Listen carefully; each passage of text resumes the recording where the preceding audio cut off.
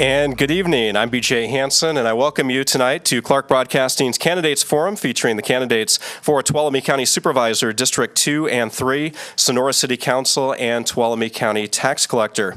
The June primary election is coming up on June 5th, and this is the first opportunity to hear from all the candidates for the various local races on the ballot in Tuolumne County.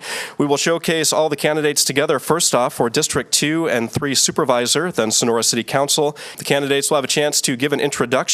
They will then be asked a series of questions which they did not see ahead of time, and at the end there will be time for closing statements where the candidates can share their final thoughts and also speak about any issues that may not have been brought up during the questioning or are pertinent to their district. So starting things off, we've lined up all the candidates for Tuolumne County Supervisor. Take note of who is running for the specific seats, as we have in District 2, first off, the incumbent, Randy Hanvelt, challengers Ryan Campbell and David Tichenall.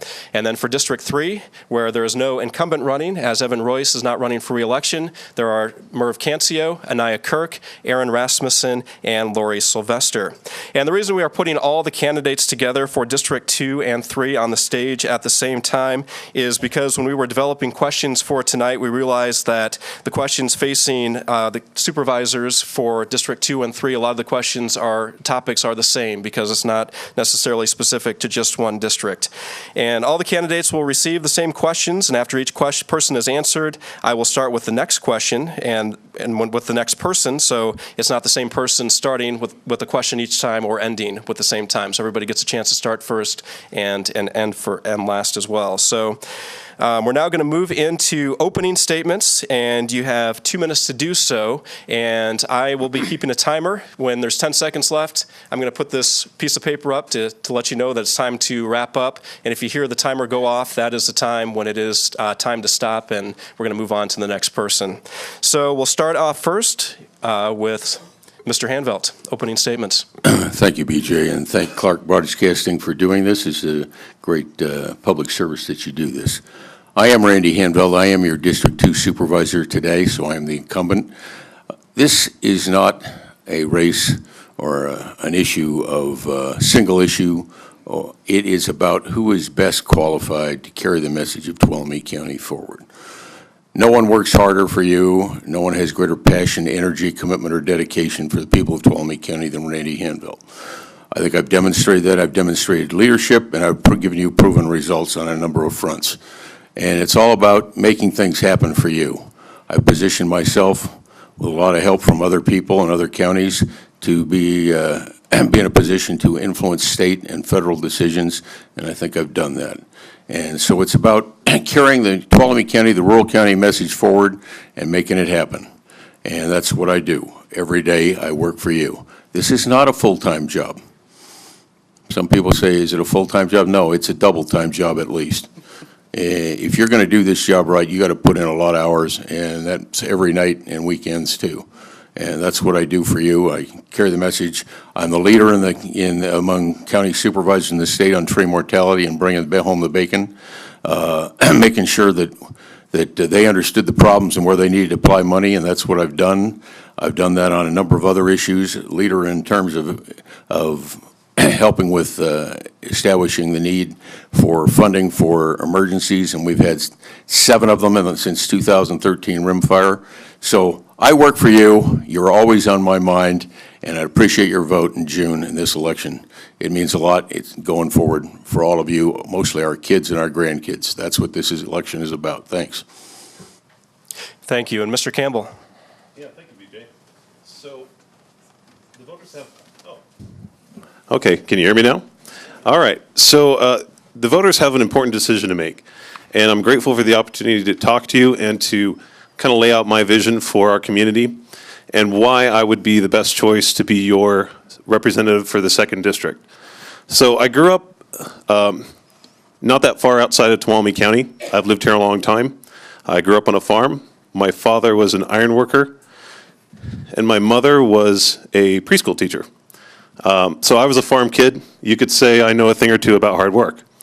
My wife and I live near Crystal Falls, and we are raising 3 beautiful girls, and that's the main reason I do the things that I do in our community, is to provide a better future for them. So What's important is that, so my three daughters inform a lot of the decisions I make in my life, and it's difficult. My wife and I both work full-time, and our days are pretty much spent with diapers and daycare and figuring out how to make ends meet. So we are a working family, and I think that's a perspective that we need on the Board of Supervisors. We need a working person's perspective. I have that. I want to be that representative for you because that's what I am. I'm a working person. Now, I've made a lot of friends over the years. I've gone out over the past 6 months and introduced myself to folks in my neighborhood and around the 2nd District. And I think I understand what our community needs. We need better roads. Anybody that's driven on Middle Camp or Crystal Falls Drive knows what I'm talking about. We need better broadband internet access. We need to support our libraries and our parks and recreation. I work for Tuolumne County Office of Emergency Services on the Tree Mortality Task Force. All right, that is the time. Thank you very much. Thank you, Mr. Campbell. Mr. Tichenal. Hello, everyone. I'm Dave Tichenal. I live in Willow Springs. Been a resident of, well, not a resident of Tuolumne County, but I was raised up here. Been here almost my whole life. And there's a lot of things that I've seen in my almost 60 years in Tuolumne County. I've seen it go from Mayberry RFD to what we are now. I remember when there was no traffic lights, and I remember when we had uptown and a downtown theater. I remember when we had a couple of 76 stations downtown. So I know the whole history of Tuolumne County, and I'm anxious to try to restore some of that. And I don't want to, go back in time, but I want to restore some of that, the values and the reasons that people like to move to a small town area like this. I also am president of the Homeowners Association in Willow Springs, which is right smack dab in the middle of District 2. So I have a life inside of the district, and I intend to make my ambitions and my work stay inside the district. I know that our current incumbent is spending a lot of time outside, and he's doing really good work with the RCRC and some of the other groups, but that's not the course that I'm going to take. I want to spend the time with the people in the district, making sure that I understand what your issues are and what your problems are, because I share those same issues and problems. I'm also not a big government guy. Many of you know I'm part of the state of Jefferson, and that informs a lot of my decisions and how I look at things. I'm also a guy who likes to take action. I'm not somebody who sits at home and just complains and threatens to throw my shoe through the TV because I don't like the way things are going. I have to get up, I have to get out, and I have to do something about what I see out there. And one of the things that I enjoy doing is making decisions and doing them, on the spot. I like to make sure that we aren't vacillating one way or the other. If there's a problem, we have to fix it and move on. Thank you. And thank you. And Mr. Cancio. As a Tuolumne County resident for the past 47 years, I want to protect and preserve our way of life. If elected, I will retire from my teaching job and be your full-time supervisor. I have served students and parents for the past 34 years at Curtis Creek School. I will bring the same level of commitment and dedication to represent you. To be an effective supervisor, I am prepared to put in the long hours to meet regularly with my constituents, attend committee meetings, research the issues, and be available to respond to your concerns in a timely manner. As your supervisor, I will lead the decision-making process to set the policy that encourages growth, smart growth. To increase revenue, I will be an advocate to ideas that attract, retain, and expand businesses that pay living wage jobs. I will support development of affordable housing and promote our tourism industry. We can protect our way of life by saying no to commercial marijuana cultivation. However, I do support the use of medical marijuana. I have the leadership experience as a faculty association president. I am a member of our school budget committee that recently made hard decisions to balance our budget. I know how to chair committees to discuss, resolve, and find solutions to the problems. One of my strong suits is to listen to all sides and moderate the discussions so that all the stakeholders are heard before coming to a decision. I will encourage people who think outside the box, and then let's move forward with a can-do attitude. I am grateful for all who have contributed to my campaign.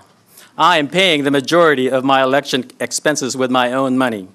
I am not beholden to any special interest. I will represent all residents of District 3 with an independent voice. I respectfully ask for your vote. Thank you. And Mr. Kirk. Push the button. Hello, yes, my name is Anaya Kirk. I'm 33 years old, and if you're wondering if I'm old enough, I am 33. I know I look like I'm 19. And if you saw me 10 years ago when I started, actually 12 years ago when I started as a probation officer, and then 10, 11 years ago as a correctional officer at Sierra Conservation Center, I kept getting haggled about my age. So I finally just got a note from my mother, and I brought it to work, and ever since then, it's been okay. So anyways, yes, I was born and raised in this district. I met my beautiful wife back there, Amy, in 3rd grade, and in 5th grade, I told my brother I was going to marry her. I married her. We now have 2 beautiful children, and they are by far my biggest supporters here tonight. Tonight, I hope we talk about some of the important issues. We have issues that every other county has. We have deteriorating roads, mismanaged forests, a budget deficit, affordable housing issues, what to do about medicinal, recreational, and cultivation of big marijuana, which I'm the only candidate who stood up against big cultivation. We also have a stagnant economy, which are some of the issues that I will address as your supervisor. But I do bring a different perspective to the table, very different, especially coming from a generation that seems to want to get handouts, free handouts. I believe the job of a supervisor is to protect the taxes that you guys pay and to not ask for any more and to be good stewards of what we already give up from our pockets. I'm a strong advocate for hard work, budgeting, and paying for what you've earned. As your candidate, you can rest assured that I am not the politically connected candidate up here. I am not. I don't owe favors and will never receive any. I am a father, I am a husband who cares about the future of my children and my community. I represent the next generation who are stepping up to lead. We have young families here. We are working hard for the future and are completely invested in the success of this community. My name is Anaya Kirk. I'm running for District 3 Supervisor, and I'd appreciate your vote. Thank you. And Mr. Rasmussen. Good evening. First, Aaron Rasmussen. I want to give a shout out to my mom. She's here tonight. My wife couldn't be here. She's delivering babies, and my son's at home listening on the radio. A lot of my campaign is really based from my friends and my family, and being a regular citizen. Small intro. I was born and raised in Tuolumne on Main Street. I got to run around. I had a hard life growing up. My stepdad had issues. My real dad had issues. My mom has been working 2 jobs since the late '80s to support our family. And so I wasn't born with a silver spoon. I was born like most people in Tuolumne County. Someone who wasn't expected to be much, grow up to be much. And I believe that's part of the heartbeat of our community. I could touch bases with all. As you can see, I can dress the dapper part, but I can also relate to those that are struggling. I'm actually going to be getting my first Associates of Science over at Columbia College. I'll be graduating next Friday with my natural resources. I'm 3 classes away from forestry. And being in the Army, that was a good fit for me. Living up here in the woods, it's very important. We have one of the worst forestry environments of all of California. I've been all over. So that's one of the qualities I bring to the community and know how we can effectively do that. When I first decided to run, I had to ask my wife, and she agreed. And one of the first things we set down of rules is I'm going to be myself. I'm not a good politician. Those that know me know I'm not a very good politician. But those that know me know I'm a very good public servant. And I love to serve, and I'd love to be a part of my community. And that's what's really going to make or break our future. Aaron Rasmussen, running for District 3 Supervisor, just like Anaya. Thank you. And Ms. Sylvester. Thank you. So I'm Lori Sylvester. I'm candidate for District 3, and I'm always available, full-time, double-time. Why run? As our nation stirs from its slumber, either stand on the sidelines, join the pundit gallery, or get into the race, and I'm in. Local government makes decisions that affect your homes and your lives, and our community needs attention. You're the experts in your community. The care and the feeding of a democracy involves we, the people. To accomplish this work, we need an experienced person who knows how to affect change, one who can navigate the system. Frustration with government that does not seem responsive calls for a responder, and I respond. When government isn't attentive, we need a supervisor who attends to the details. And when money is squandered, we need a fiscal good steward to eliminate waste and redundancy. When questions aren't asked, projects are flawed, and I'm inquisitive, experienced, accountable, and fiscally responsible. What about justice, though? We're born with a need for fairness and justice, and we're indignant when something isn't fair. I value fairness. One constituent said, "You asked my questions, you expressed my concerns." And another shared with me, "I didn't always agree with you, but after you explained how you reached a decision, I understood your reasons." So I earned the support among board members and the public who found me to be fair. As a supervisor, I'll engage the views of my constituents before forming my decision on an issue. Supervisors are not to predetermine how they will vote before the public hearing. I believe the concerns of the silent, the intimidated, and those not present must be heard. And when a supervisor holds strident positions, it shuts others down with differing views. We're weaker for that deprivation. Decisions are flawed. I'll voice concerns that would otherwise remain silent. Thank you very much for attending the forum today. All right, thank you very much for the opening statements. We're going to start now with the questions, and since Mr. Hanvelt was the first to give the opening statement, we're going to begin with Mr. Campbell with our first question this evening.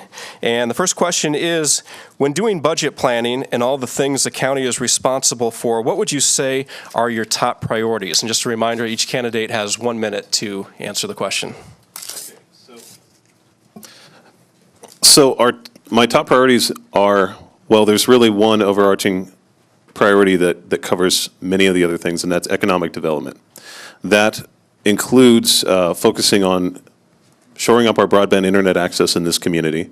I mean, here we are an hour and a half drive away from Silicon Valley, the entire technology hub of the world, and we have limited to no broadband internet access in the 2nd District where I live. And that's unacceptable. If you want to be an innovator, if you want to be an entrepreneur, if you want to apply for a job or take online courses, advance your knowledge, you need access to broadband internet. That needs to be a priority. That has to come first before we expect any kind of economic development of any kind of true scale in this community. That would be my answer, is economic development hinges on better access to broadband internet, and I have some ideas to do that. Thank you. And Mr. Tichenal. Maybe I'm interpreting the question a little bit differently, but as far as budget priorities for me, it's to make sure that law enforcement is the most highly prioritized item that we have, and that we do everything we can to not cut services and to make sure that we have the tools and the people necessary to always keep our citizens safe. Everything else to me is secondary after that. Thank you. And Mr. Cancio. For me, having driven up and down from Tuolumne to Pinecrest numerous times during the past 6 weeks, every time, everywhere I go, it's roads. Merv, we gotta fix the roads. And so for a budget planning, I am going to prioritize and figure out how to work with the government to say, hey, we need to fix the roads. SB 1 is coming. There's about $14 million budgeted for the next 5 years. We have to use that wisely. We can't just throw it here, throw it there. We have to develop a plan to meet the needs of the people so that the roads are fixed. Number one issue, roads. Thank you. And Mr. Kirk. Thank you. As a law enforcement officer, I think the fundamental duty of government is to protect the safety and security of its people. So I'd agree with Tichenal on first thing is law enforcement. Under my supervision as a supervisor, I would not cut law enforcement one penny. I think that's a fundamental job as government. Next thing, like he said, is roads. I haven't just driven the roads. I've been door knocking on every single door in this district to show you guys that I am working for you. And I wish we weren't talking about roads, but yeah, it's the number one concern of the majority of people, fix the roads. And I'll just be blunt with you. Roads as a state, we get the money from a gas tax. So believe me, I think the roads are going to get worse before they get better. So we need to focus on patching it up as best we can until we can fight and go lobby at the state for more funding. And then last thing, I'm running out of time. Thank you. Thank you. And Mr. Rasmussen. Well, coming from a military background, we need to stick to basics. I believe Board of Supervisors have two most top priorities. One, keeping a nice house clean, running properly, providing the services, which includes roads, but it also includes facilities. And we have bad roads, we have a backlog in facilities, and we got to focus on the house before we can go after luxuries. With broadband issues, housing, businesses, those are all issues that kind of have to come together if we're going to build an economic, stable environment. And you can't have one without the other. And that's just the way it is. And just to tap on law enforcement, I believe Tuolumne County is a community that can enforce itself through good neighborships, through good community. And that's what's going to be most effective when it comes to law enforcement. Thank you. Thank you. And Ms. Sylvester. Thank you. I concur with Merv. 20 years and more, roads has been the number one thing people talk about. But since the timber industry has been reduced, we haven't had really good ways to take care of our roads. I completely concur with you. But in the budget planning, one of the things I look for are resources, matching funds, like a 20-80 split with the U.S. Forest Service, grants, partnerships, a balanced budget, economic development. How do we bring in income? I'm revenue driven. I'm really looking for ways to bring in from existing sources more revenue. Public safety is a supervisor's responsibility, and I'd act to establish directional road signs. There's other areas in public safety we need to address too. We need backup audio, emergency warning systems, Proposition 172, fire funding, and fire and fuel reductions are all important things, but we need to set up the planning process, look for resources, and make sure that we can fund the many departments that we have. Thank you. And Mr. Hanvelt. Okay, some of them got it right. Public safety is always number one, and that's more than your sheriff's department. That includes the district attorney and some of the other people that do the job of public safety in the sense of law enforcement. It's always number one.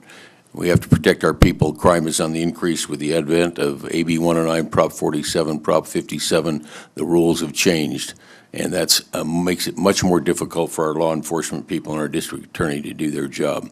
So we have to support them, and that's really important. The second thing is economic development, and we got to have a path to prosperity. We got to find a way for every man, woman, and child in this county to prosper, thrive, and they have to do it on their own, but we got to make the conditions there for them, for our people to do well. And so we do that by trying to attract business and making the world safer. Okay, I'll turn it over to you. Thank you. And now moving on to our next question, we're going to start first with Mr. Tichenal. Tuolumne County is looking at a $4.9 million budget deficit for next fiscal year at last count. Do you have any bold ideas to help close that gap? Bold ideas. With the short amount of time between now and the decisions that have to be made in July, there's not a whole lot of bold ideas to bring out. Sure, we have to long-term forecast how we can bring in more revenue. My best way is to tell government to get the heck out of the way and let business do what it needs to do. But the short term, there really isn't any magic bullets. Some really uncomfortable, really painful decisions are going to be made by the current leadership that we have. And what we have to do is stand with them and stand behind them as they make those hard decisions. There's no way around it at this point. You know, people are going to see perhaps the loss of their jobs or furloughs or reductions in the amount of time that they have. The quickest way to fix a budget problem is always with the payroll. And so that's going to be a difficult decision. Thank you. Mr. Cancio. Thank you. All right. Thank you. So there's a $4.9 million deficit according to the newspaper. I talked to Craig Pedro in length, and he said, Merv, I've worked here for 12 years as a CAO. I've been in the county for 34 years. Every single one of those years, we have balanced the budget.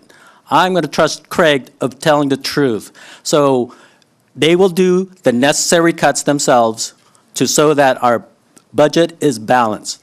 And so if we can't trust a guy who has a great track record, I don't know who we can trust. So I'm going to put my money on Craig that he will balance the budget by July 1st. If not, he's going to have to talk to me personally after November 6th. Thank you. And Mr. Kirk. Yeah, and I met with Craig Pedro as well, and I would confirm what Merv said. Yeah, there's about 1.5 million fluff in that deficit. So, again, trust but verify everything that's presented as a board member. But we got to understand that it's not the government's job to create jobs. It will cost you in taxes. It's private industry that will fuel the economy, create jobs, and pay tax revenue. So going forward, we have to think long term so we don't get in these pickles again. Government needs a budget the way I budget. Me and my wife have to make cuts every single week in our lives. So we got to take care of what we got. Second of all, or third, boosting the economy. Improve business friendliness and restore property rights back to homeowners. I hope we can talk more about that later, which will boost our economy. And then also tourism. $230 million comes into our county because of tourism. So we need to make sure that we protect that and grow that. Payment in lieu of taxes. Manage our forests. We have an asset sitting up there in our forest, and if the federal and state governments would just allow us to go pick the weeds out of our garden, it would bring in tons of revenue, it would lift all ships, and get grants anywhere we can get them.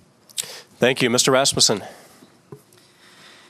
It's not just a $4.9 million deficit we're looking at. We're looking at another $8 million the year after. We're looking at another $12 million a year after. This is a long-term issue we got going on here. And again, it goes back to what I said before. We got to look at the basics, fix the in-house first before we can go after these luxury items like the detention center, like the tourist agency. Those are luxury items. That's fat that's got to be cut first. And until we can cut the fat, but we can get the deficit under order and we can actually start getting more income into the county, we can't look at things like that. Our income is going up about $2 million a year. So if we're going up but our population's going down, there's something really wrong behind the scenes in the county. And I've already looked at the 360. Go ahead. Thank you. Okay. Ms. Sylvester. Thank you. Before building or adopting any new infrastructure, we need to make sure that our local government clearly identifies how future generations will afford to maintain it. I know we have that ahead of us regarding the juvenile hall. Regarding the budget, an inventory of property in the past, the county has, we own some pieces of property, and I'm thinking that we need to make sure that we're looking at any that potentially can be sold. I'm sure we'd love to get rid of a mine in Jamestown, or get some income coming in from that mine. Insurance, property values matter. If our property values start plummeting because of the inability to get insurance in this county because Nationwide and other companies have pulled out, we are in big trouble because it'll start a downward spiral. We need to pay attention to those right now. We need action right now from the board regarding the insurance companies that have pulled out. Thank you. And Mr. Hanvelt. Okay, thank you. First of all, we've had a challenge on budget every year since I've been here, and I think you'll continue to see challenges. They're not as bad as everybody says. First of all, we're re-looking at our finances in terms of our income, and that'll be the first thing off the top. Our revenue has not kept pace with our costs, and that's typical around government. By the way, if you think we're bad, you go look at some of the other counties near us. Our neighboring counties are a lot worse off than we are. We're in pretty good shape relative to them. And anyway, we need to find ways to increase our revenue if we're ever going to solve this problem and do the kind of growth we need. And Yes, there will be tough decisions made. There's always tough decisions made when you balance budgets, and I'm not afraid of that, and neither is the rest of the board. You've got a really good board here that has done this, and they'll be able to do this. And let me point out to you that the crisis of the disasters we've faced has contributed to this, because we've had to pay matching funds we wouldn't otherwise have paid out, and that's contributed to some of the problem. Thank you. Thank you. And Mr. Campbell? Yes, thank you very much. As others have said, we're not really just looking at a $5 million budget shortfall. We're looking at a $12 million budget shortfall over the next 2 years. And we're going to, as others have said as well, there is not a lot we can do between now and July to shore that up, short of raising taxes or cutting facilities. Now, our county has been cut over and over again for years, and our citizenry, our average household incomes are much lower than the rest of the state, so there is not, I mean, you really can't tax people much more in this community, I don't think. I know I can't afford it. And so what I think this has come from a series of failures to identify problems that have been coming at us for years. You can blame employee pay raises that have come. You can blame raises in the contributions we do to PERS, but those have been known about for years in advance, and we failed to take measures to avoid that.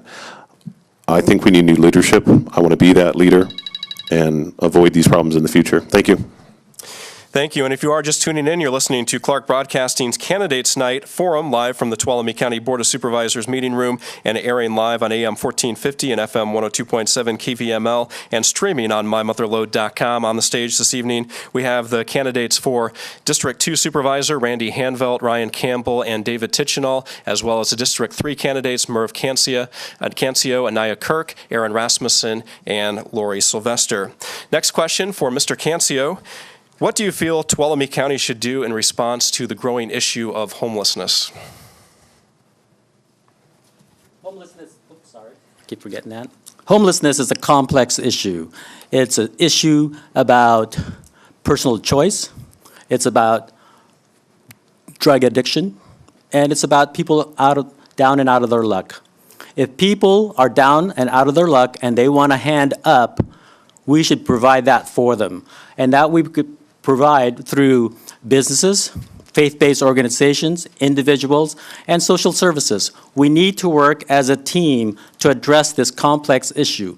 If it was simple, we wouldn't have this. People in other cities wouldn't have this.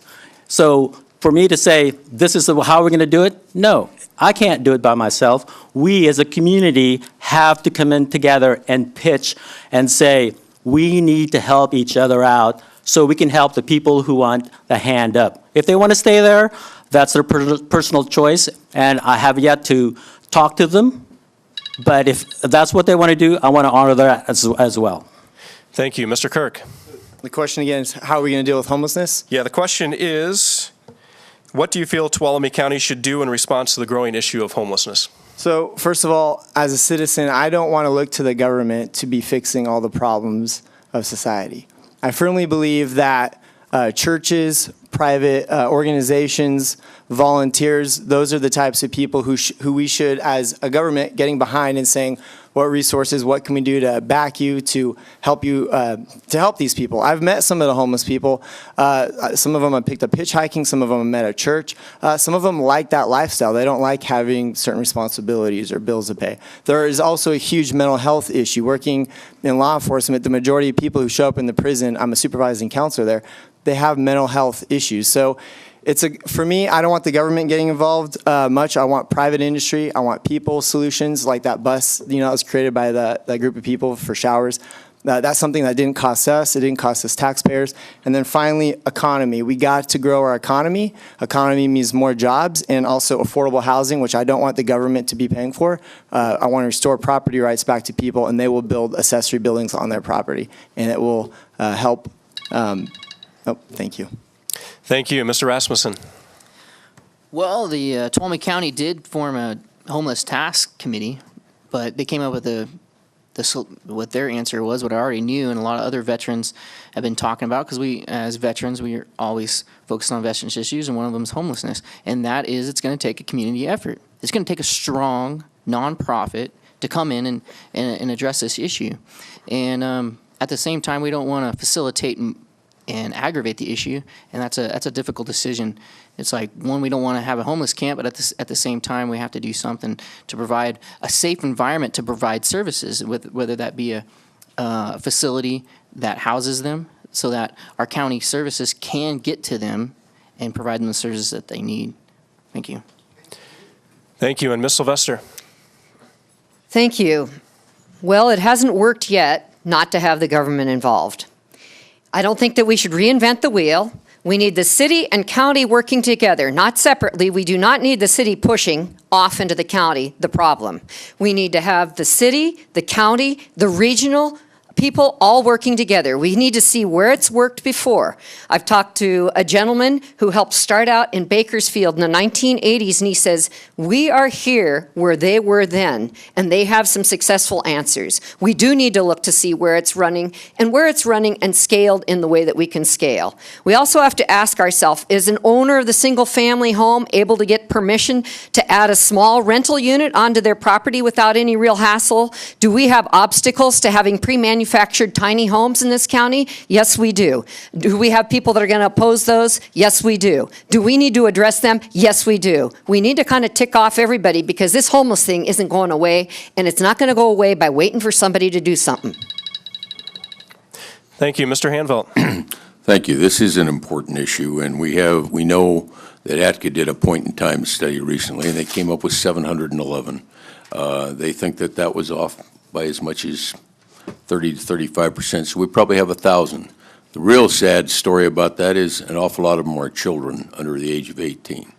The average age of homeless in this country is 9 years old. That's a crime, that's a tragedy that we have to do something about.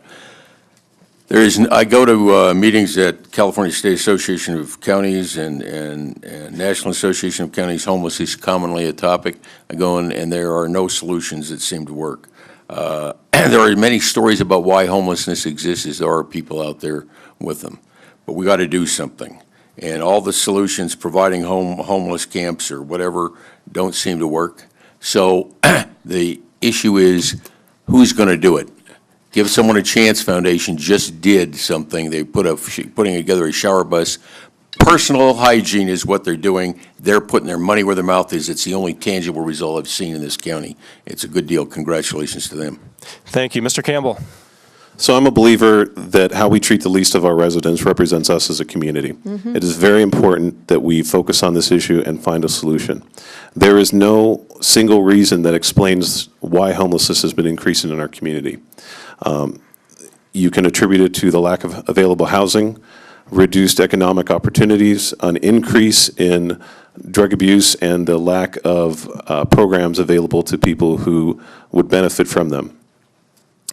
Just like there is no single reason for the cause of homelessness, there's no single solution to it. We need to form partnerships between the different faith-based organizations in our community.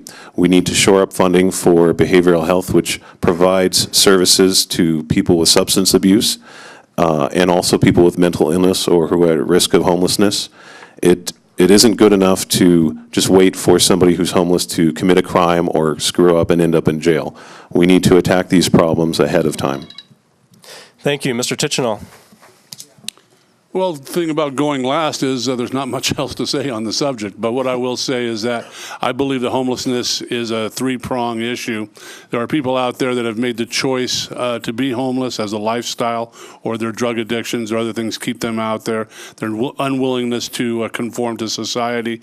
And a lot of those people need to be taken in by the justice system and dealt with that way if they have warrants for arrests or other crimes that they're breaking or anything else. We need to get the justice system involved. Number two are people who, for no fault of their own, maybe it's a single mother with a couple of kids without an education whose 2 waitressing jobs doesn't allow her to keep up on her rental payments, and she ends up getting behind and finds herself living out of a car. There's lots that we can do, not as government, but as a community through NGOs, non-government organizations, to help take care of those kind of people and get them back on the road. And then there's the mental health issue, which for years we have ignored and haven't been able haven't had the budgets or anything else to do anything about it, but they'll pick up all the rest of the people that are out there due to mental health.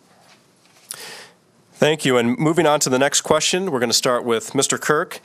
There are growing calls in the community about the need for more affordable housing. What type of actions would you like to see the county take? Yeah, so growing up in this community, I'm well aware, had it not been for me and my wife saving for a decade, we wouldn't have been able to afford a home as well and buy some property. So I did a lot of research on this issue, and just let me tell you, I'm not going to joke you. We live 2.5 hours away from Silicon Valley, one of the most expensive places in the world to live.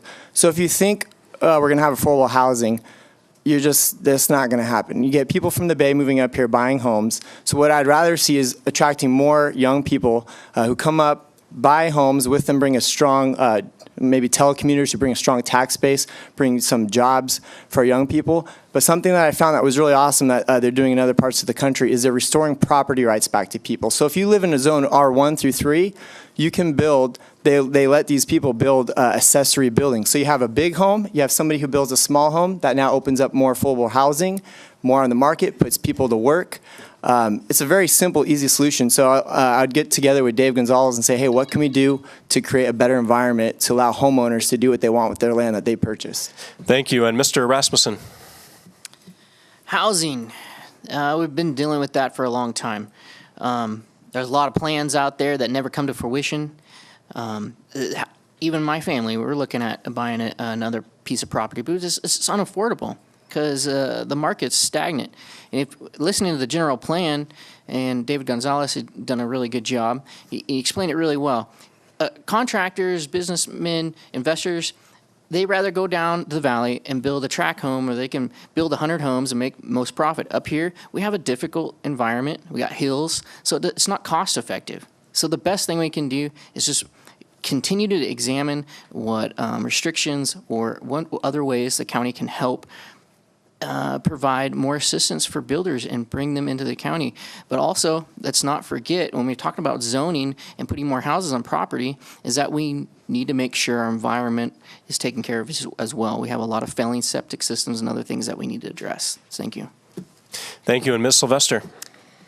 Well, the price to start up many of a current home may be run as much as $150,000 before there's a stick put down. So the price of the property, the price of the startup, and the requirements that are in front of you are one of the first obstacles.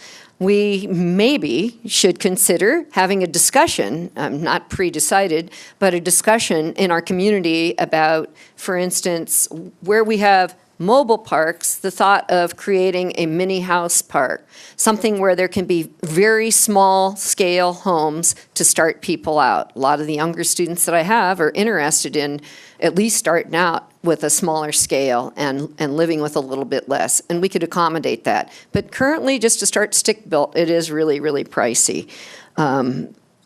So we have to look at the zoning issues in the general plan to make sure that we've covered some of those issues. And we have to look at mitigation costs. We certainly want things to be offset and the expenses.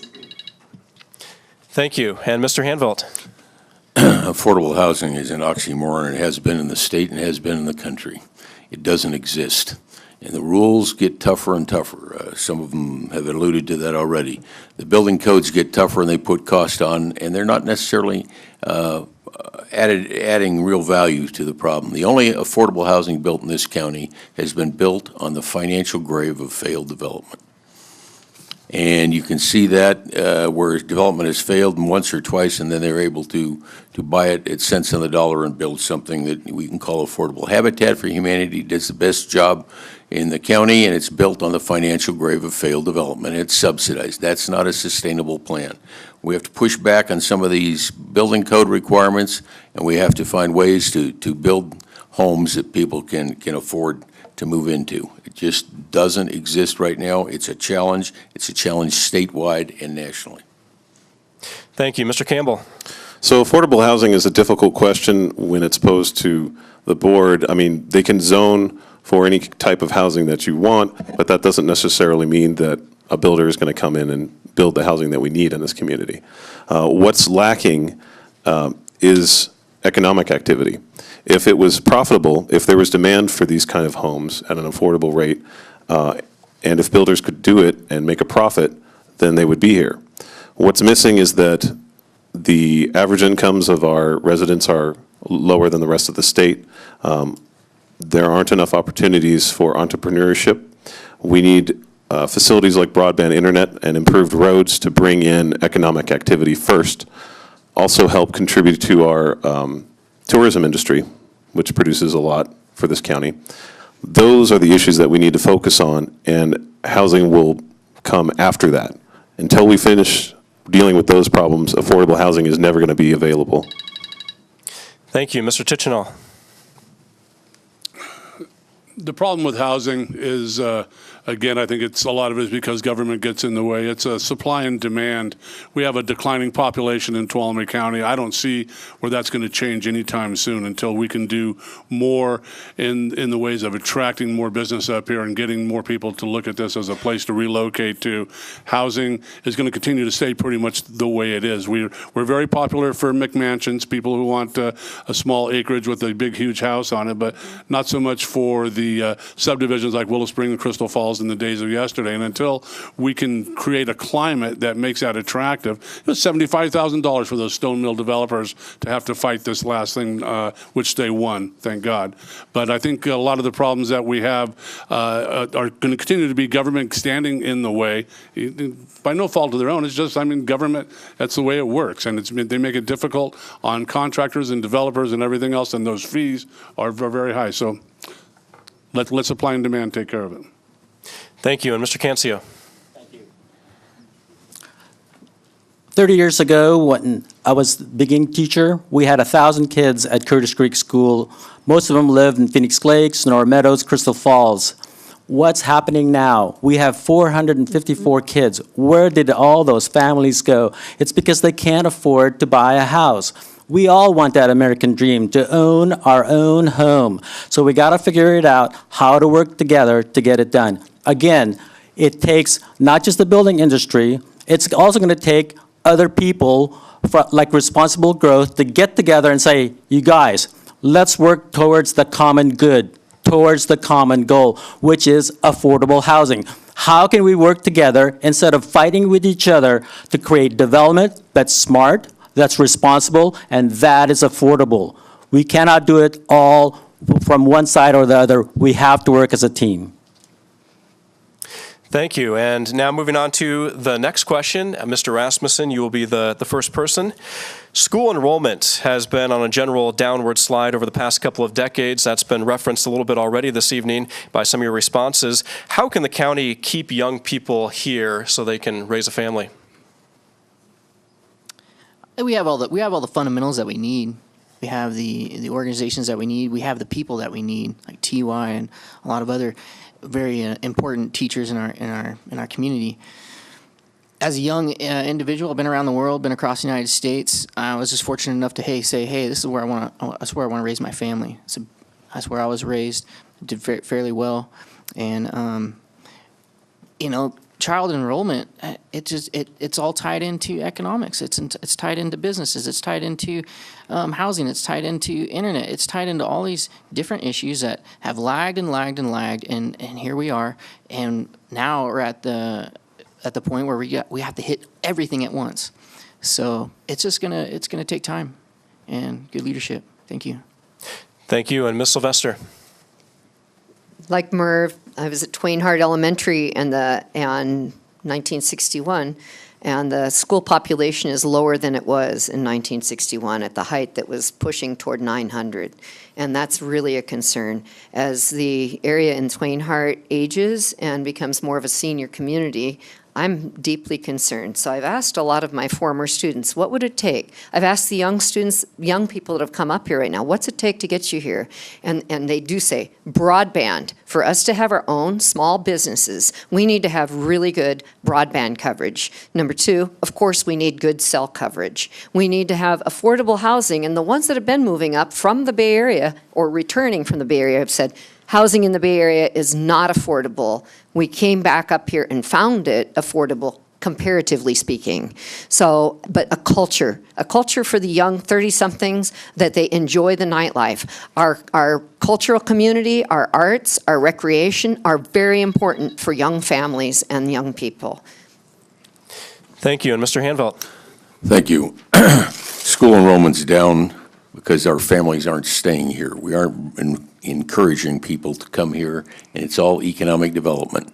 We need jobs for people, and broadband is part of the game because they need broadband to do that, but we need to create jobs. That's why I pushed real hard for the county to push on this master stewardship agreement with the Forest Service, so maybe we can get back and manage our forests. That's a public safety issue, it's an environmental issue, it's a water issue, it's tourism, it's recreation. No losers in that when we do that, and we can pour the money back into making our forests safe again, and maybe we can attract the jobs,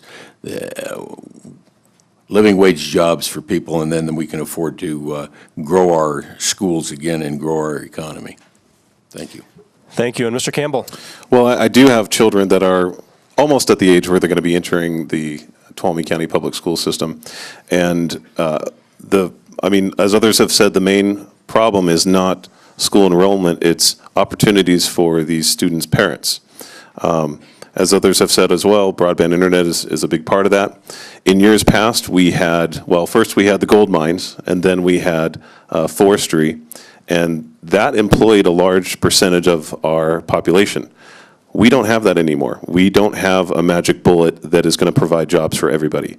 We have to have a mixed economy. We have to pull every stop that we can, whether it's small-scale industrial, small-scale web-based companies, that touches on broadband as well, and mom-and-pop stores. They've been leaving. Our working age population has been leaving because of a lack of opportunity, and that is the root cause of why our enrollments are down. Thank you. And Mr. Tichenal. Declining school enrollments can be attributed to the declining population in general, but it also has to do with competition to public schools. We now have charter schools, and we have a lot of real good success stories from homeschooling. And I personally would like to see even more of that. I am not a big fan of the teachers' unions. I know that's not a great thing to say, but I will say it. I think the teachers' unions, in a way, have not put the children's best interest at heart when it comes to funding our schools and the power that they yield over the schools. So the more that we can see students enter into homeschooling programs or even charter schools where they at least have a chance to make a choice, I think that's a good thing. Declining enrollment is going to continue to happen until we can better our economy. Thank you. Mr. Cancio. Yes, so if we're going to have more kids, we have to have families that will stay here. In order for them to stay here, they're going to need jobs, they're going to need affordable homes. Those two are tied together. So in regards to jobs, we need to retain, attract, and expand the businesses that we have. In terms of retention, Ultra Power has over 25 employees that have $3.5 million add to our economy. They have a 5-year contract, 1 year into it. I'm going to do everything I can in my power to keep that Ultra Power plant going because they are an integral part of our community. If that industry shuts down, we're going to be in even bigger trouble. So we want to do retain, but we also want to attract. So, sorry, my time's up. I'll get back to it. Thank you. And Mr. Kirk. Yeah, so schools, like Dave said, are big. The reason why we don't have enrollment are there are charter schools. There's a lot of homeschool. It's a very growing, popular thing in our community, so that is one thing. As far as growing up and being, in this community, yeah, economy. We need to get with people like Larry Cope. My brother's a business owner. Get with business owners. Say, what can we do as a government to get behind you to make a better, friendlier business environment so that when people come from the Bay who want to get out of there and who want to come to a quieter place of life, that they're not going to the surrounding counties, but that they're funneling into Tuolumne County, growing our economy, and that will in essence lift that ship. But I am here to tell you guys, when I was done with college, I was getting ready to go to law school, and one of the reasons why I didn't go to law school is because I wanted to raise a family in this community. So it's a great place to raise children. I hope we get to talk about big marijuana cultivation because that is going to jeopardize everything that we're all talking about tonight. And yeah, I came here to raise my family in a quiet, peaceful way of life, and I'd rather make less money to do that. Thank you very much. So now, moving to the next question, and let's talk about marijuana. That's the next one on the list. So, Ms. Sylvester, this question is for you. What are your views on recreational and commercial marijuana in Tuolumne County, and what do you see as the short-term and long-term effects on the county? Thank you. The whole initiative, Prop 64, was poorly designed. I voted against it. I don't use marijuana, for the record. And I'd prefer to see the state and feds uniformly address it.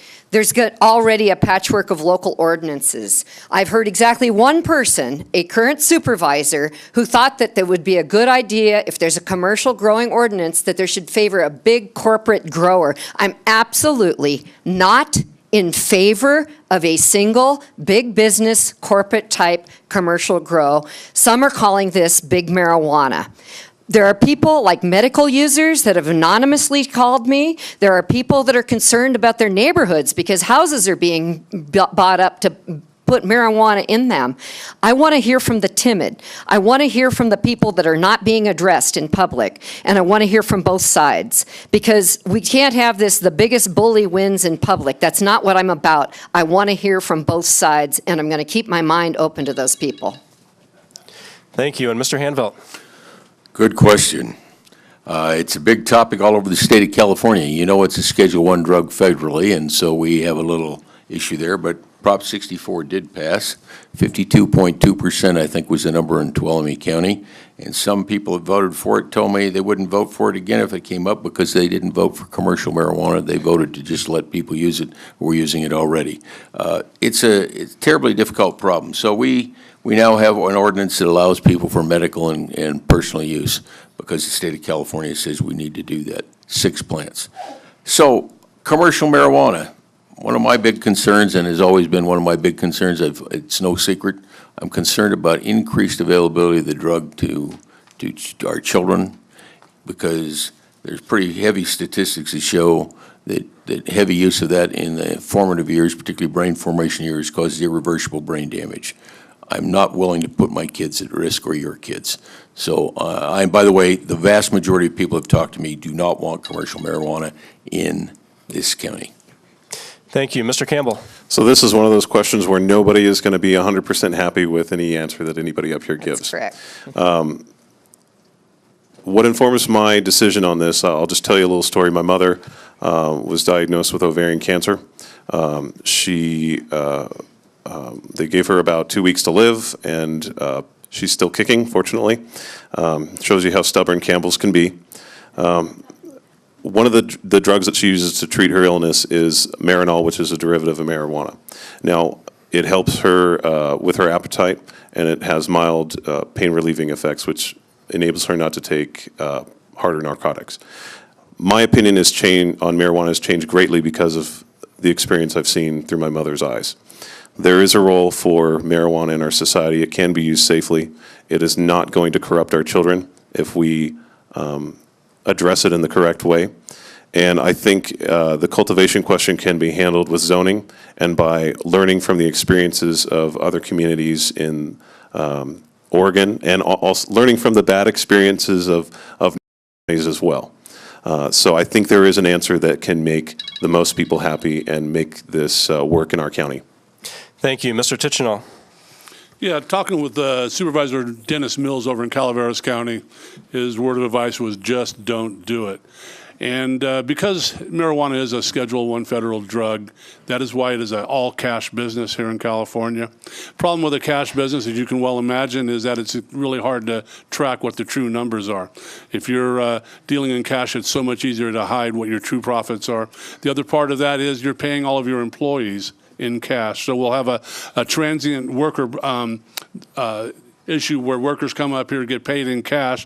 Their pockets will be bulging, yet on paper they're still very poor and can apply for government services and food stamps and other types of medical services and stuff. And that's just not right. So I'm going to go with watching what happened in Calaveras County, and I'm going to say no to commercial cultivation.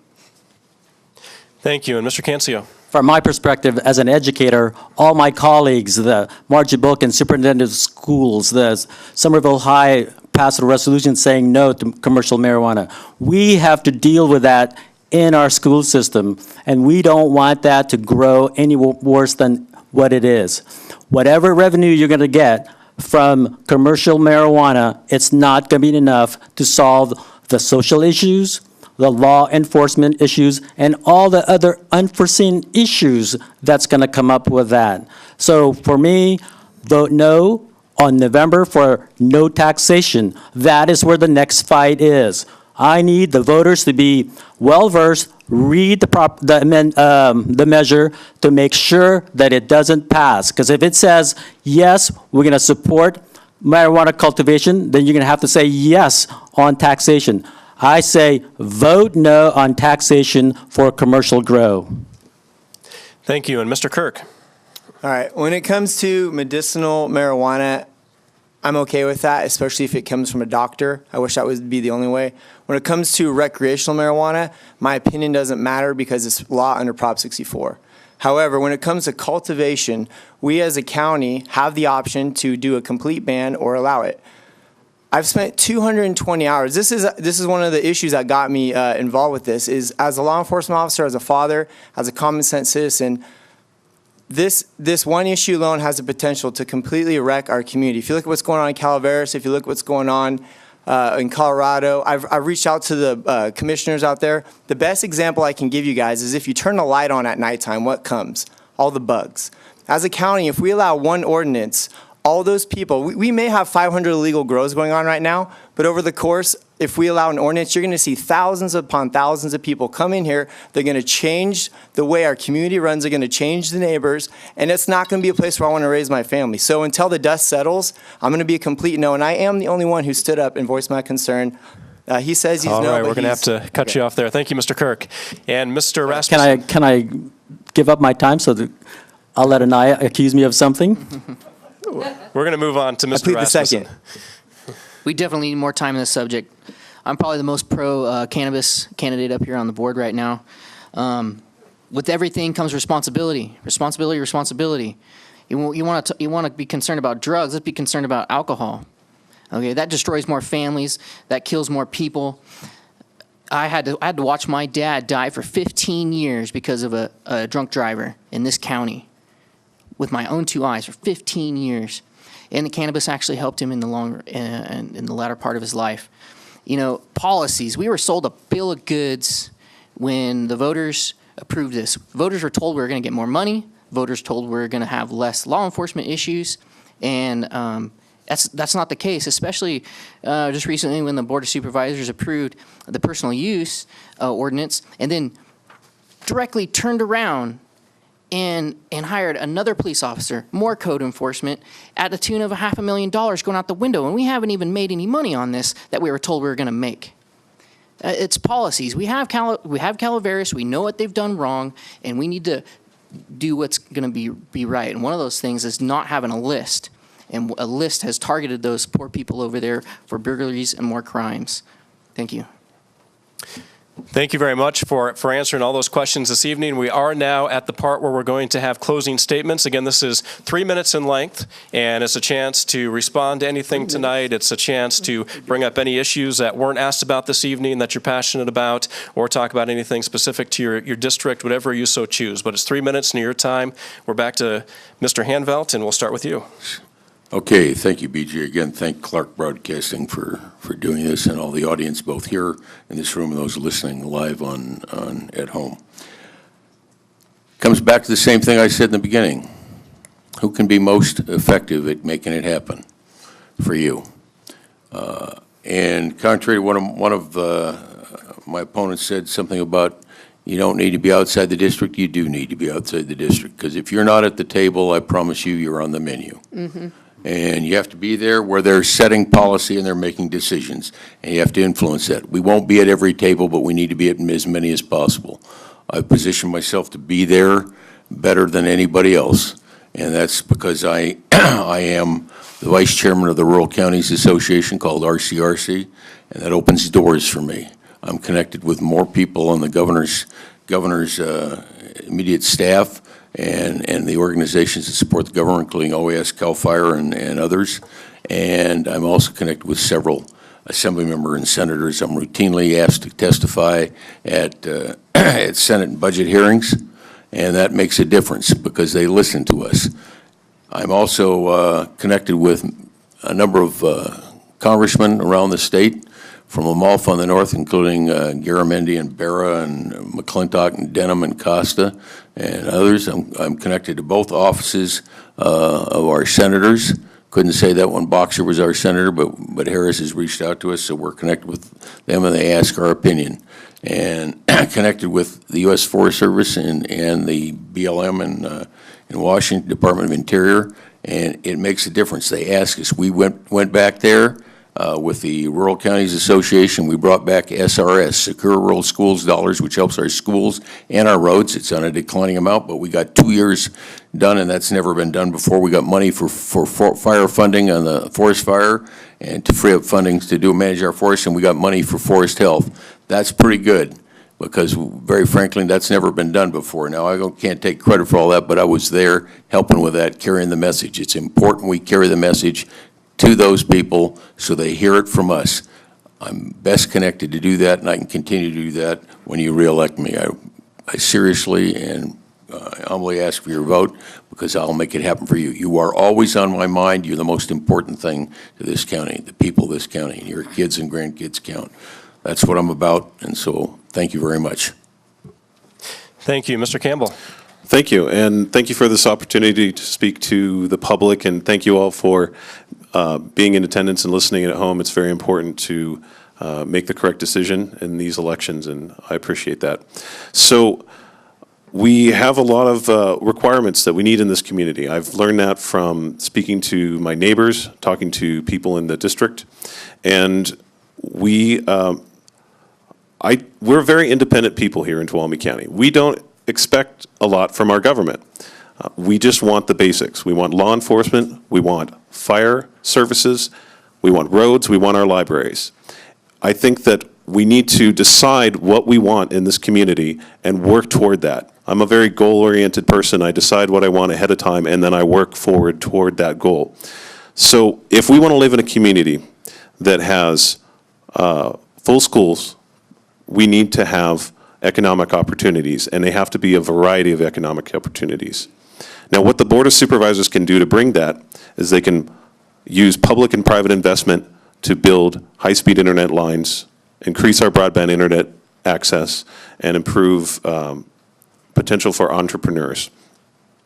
Now, I work for the Office of Emergency Services. I'm responsible for a large portion of the county's tree mortality project.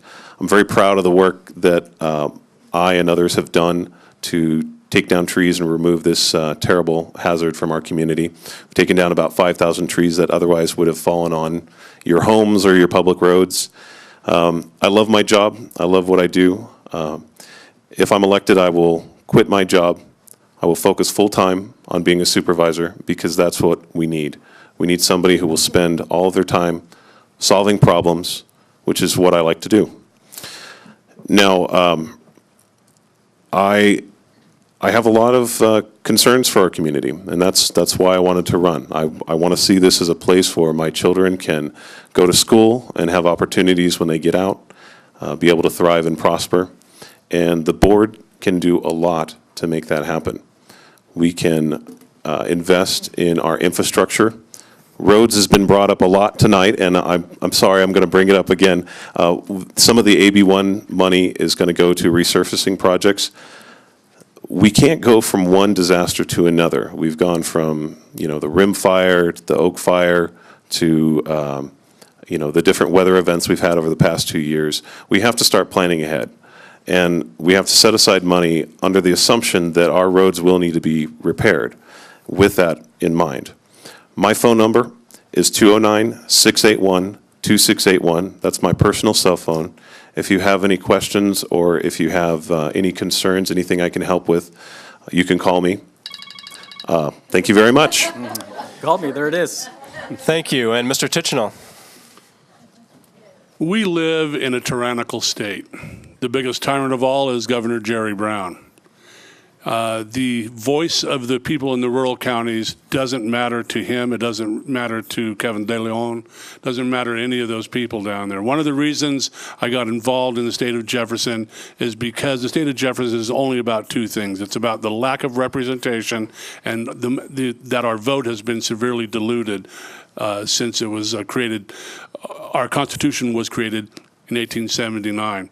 Now, we have gotten used to living off of scraps from the master's table, and we're willing to be abused and take the abuse of this tyrannical state because we don't know to do anything else. So one of the things that I want to see is something like the state of Jefferson. If not the state of Jefferson, we have to do something to bring our representation back. One of the reasons I'm sitting up here trying to become your next supervisor is because I believe very strongly in that. And I believe so much so that me and other people went around and visited with all 5 of our supervisors privately and talked to them about the state of Jefferson. And we were assured that if we were able to pack a room when we presented it, that it would go in our favor. And we put 400 people in the fairgrounds, and yet we still didn't get but one yes vote on that. Another thing that has bothered me is the sanctuary state issue. I sat right here at this table with a couple of other gentlemen, and we brought it up after Tehama did their resolution, and we asked Tuolumne County to do the same in February of 2017. Again, I came in here after the state Senate passed AB 54, and it was on its way to the Assembly, and I stood at that podium and asked again if we would at least bring it up for a vote, if we would at least discuss it in the county. And again, I was met with silence. And in the beginning of this year, sanctuary state status did pass. And so now we are living in a state that does not follow the immigration laws of the Constitution of the United States. And that bothers me. I also was bothered by the fact that, and again, I stood at this podium and said I did not believe it was a good idea for the supervisors to raise their salaries, and that if they were going to raise the salary because they felt it was too low, it would be a good idea for them not to profit from them by it personally, that they should make sure that it takes effect on whoever takes over their office when they leave. And again, that was met with silence, or they didn't go for that. So those are some of the reasons why I decided that I needed to jump into this race. Those are things that bother me in my core as a constitutional person. I'll do anything to protect this country and to do it, make sure that our Constitution is not abused and that we follow it. We also have, okay, I'll just leave it at that. Thank you. Thank you. Mr. Cancia. So I'll close with this. We have issues. We got to figure out how to solve that problem. One of my models that I'm going to use is the Master Stewardship Agreement. You have 24 entities getting together to solve a problem because they decided they had a common goal, which is to have a healthy forest. When you have 2Care and when you have CSERC in the same room, in the same table, coming up with a solution, that gives me hope that things can be done. And so with that, I would use that model to bring all the stakeholders together to come to the table and say, look, here's the problem. What is our common goal? What is the common good for our community? Not for you, but for all of us. We need to work together. And that is my strong suit, is to bring people together, listen to you, figure out a way so that we can all live together as neighbors. Because in the end, whether we disagree or not, or we can disagree to disagree, we can agree to disagree respectfully. My apologies there. And so with that, I'm just going to close with this. To be an effective supervisor, I will spend numerous hours building relationships with my constituents and other stakeholders. I will spend the necessary time to gain their trust and respect through hard work and dedication. And that's the key there. I am trusted because I work hard, my work is good, and I take the time to get to know you. If I don't know my students and they don't know me, we get nowhere. If I get to know you, you get to know me, we can get things done. And that's the key here, is to get things done. Not just, I can't BS you and tell you do this, do that. Let's work together. Let's get to know each other because we are all neighbors. We live in this community and we want what's best for it. Thank you. Thank you. And Mr. Kirk. And thank you for the 3 minutes. I feel like it's so much time. All right, so I just realized I didn't really, since I look like I'm 19 and I'm 33, I should probably give you a little background about what I have accomplished in my young life. I graduated cum laude from college in 2.5 years. I was a probation officer. I used to be a semi-professional skier. I work at the prison now where I promoted my way up the ranks faster than any young person ahead of me. I'm one step away from a captain. In closing, we have all talked about some of the issues. We've talked about our roads. We've talked about economy, homelessness, depleting schools. All of us up here have experiences and have ideas on how we would deal with them. But what separates me as a candidate for District 3 Supervisor? I am not part of the good old boy network, which is up here today. I never ran anyone else's political Excuse me, campaign. I need a rebuttal on that one. Hold on, let me finish. I got my 3 Wait minutes. a minute. He takes a stab at me. I can't speak up for myself. Do I get to finish my 3 minutes? We'll let Mr. Kirk finish. I have never ran anybody's political campaign. I am not beholden to anyone, and I am who I am. Who I am is a good man. I am a good man. I'm a good father. I'm always working on being a better husband to my wife. I'm a youth director at my church. I'm a Sunday school teacher. I'm a soccer coach. I've taught his granddaughter soccer. I'm a public servant as a peace officer. I have been and will always continue to be 100% transparent on issues, and if you ask me a question, I will give you an honest answer. There is no gray area with me. Working in a prison 11 years, you learn really quick to say who you are and say what you're going to do and do it.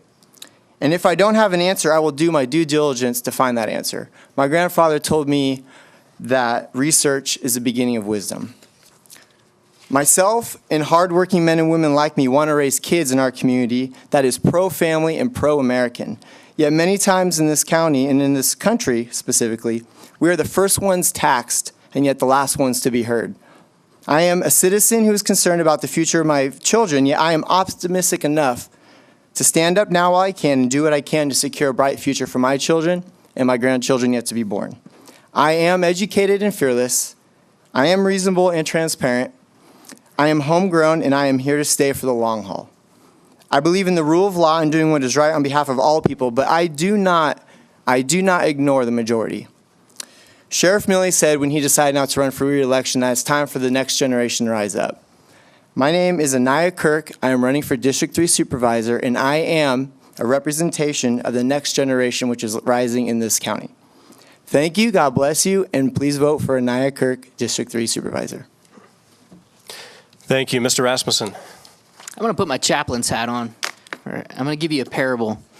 You come from the valley, you buy a home up here in Twain Harte, and you go back to the valley, and you hired 5 security guards to watch your house while you're gone. So you expect everything to go well. You got 5 security guards. You come back after doing your work, you come back for the summer, and you realize there was a water leak in your home. It's completely destroyed. And not only that, the burglars came in and stole everything. That's what we're looking at here at the county. These board of supervisors, you got 2 jobs. Make sure everything works well and we don't run a deficit. I'm going to move on to, I'm not a politician. I'm a public servant. And that's what I want to be, and that's what I'll always be, and that's what I was the day I was born. Which points to what I plan to do. If elected, I plan on donating 27% of my salary every month to local charity. The rest of the money is going to go into a separate account. It's only going to be used for expenses. At the end of the year, anything left over is going to go back to local charities too. And that's a protest to the raise. That's a protest to the deficit. And if I'm going to be one vote against 4, like Evan Royce was over the past couple of years, so be it. But at the end of the day, I know I'm helping my community and starting at the bottom, helping nonprofits and groups that want to make better this community like we've always have. And that's where it's going to be. That's how we're going to address these issues. That's how we're going to address the housing issue. That's how we're going to address the homeless issue. It's community. That's our strongest point. And lastly, when it comes to laws, Jefferson said it really well. If a law is unjust, we have a duty to not follow it. We have a duty to fight against it.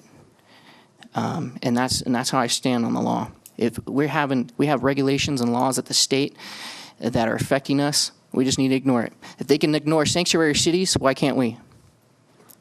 So when it comes to that, it's about us. It's about our rights. It's about just the spirit of our community, and I know we can make it through this. And we got tough decisions ahead of us, but we got to stick to the basics before we can get to the luxuries. And you can call me anytime. You can look me up on Facebook. You can text me, message me. I'm easy to find, very easy to find.